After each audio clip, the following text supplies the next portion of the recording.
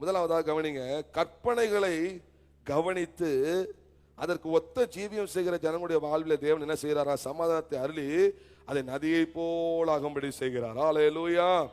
இரண்டாவது, யாருடைய எப்படிப்பட்ட ஜனத்தினுடைய வாழ்வில் தேவன் சமாதானத்தை நதியை போல இருக்கும்படி செய்கிறார் என்றால், உத்தமனாய் வாழ்கிற செம்மையானவனாய் வாழ்கிற மனுஷனை கவனித்து அதற்கேற்றார் போல தன் ஜீவியத்தை கட்டமைக்கிற ஒரு மனுஷனுடைய வாழ்விலே தேவன் சமாதானத்தை அருளி அதை நதியை போலாக செய்கிறார். மீண்டும் சொல்றேன், உத்தமனாய் வாழ்கிற செம்மையானவனாய் வாழ்கிற மனுஷனை கவனித்து அதற்கேற்றாற் போல தன் வாழ்க்கையை கட்டமைக்கிற ஒரு ஜனத்தினுடைய வாழ்விலே தேவன் சமாதானத்தை அருளி அதை நதியை போலாக செய்கிறார்.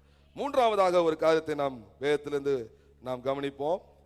தேவனாய் கர்த்தர் விளம்பி கொடுத்த வேதத்தை யார் அதிகமாக நேசிக்கிறாங்களோ ஜனத்தின் வாழ்விலே தேவன் சமாதானத்தை அருளி அந்த சமாதானத்தை நதியை போலாக செய்கிறார். ஹல்லேலூயா, ஹல்லேலூயா. சங்கீதம் 119 165 வசனம் சொல்லுது, உம்முடைய வேதத்தை நேசிக்கிறவர்களுக்கு மிகுந்த சமாதானம் உண்டு, அவர்களுக்கு இடரலே இல்லை. கரம் தட்டி ஆண்டவருக்கு ஒரு மகிமையை இந்த காலவெளியில தேவ சமூகத்தில் செலுத்துவோம். நான்காவதாக ஒரு காரியத்தை தியானிக்க போகிறோம்.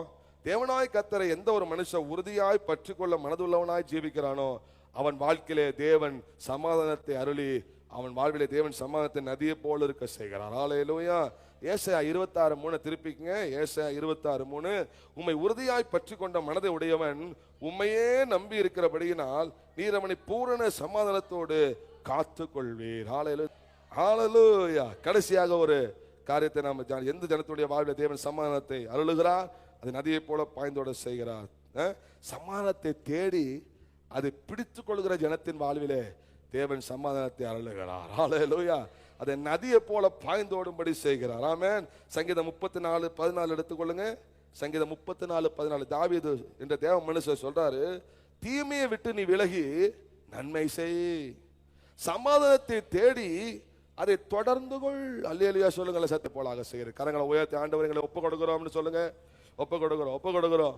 அந்த இன்றைக்கு எங்கள் இருதயத்தில் காணப்படுற எல்லா சமாதான கேடுகளை கர்த்தர் இப்பொழுதே பிடுங்கி வெடுவீராக, வேறறுப்பீராக.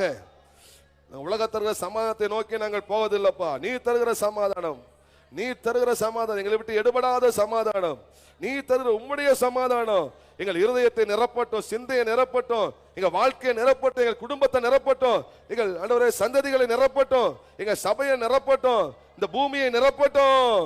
நல்ல கரங்களை உங்களோட வலது கரத்தை அப்படியே சுத்தி ஜெபம் பண்ணுங்க பாப்பா. உங்களை சுத்தி ஜெபம் பண்ணுங்க.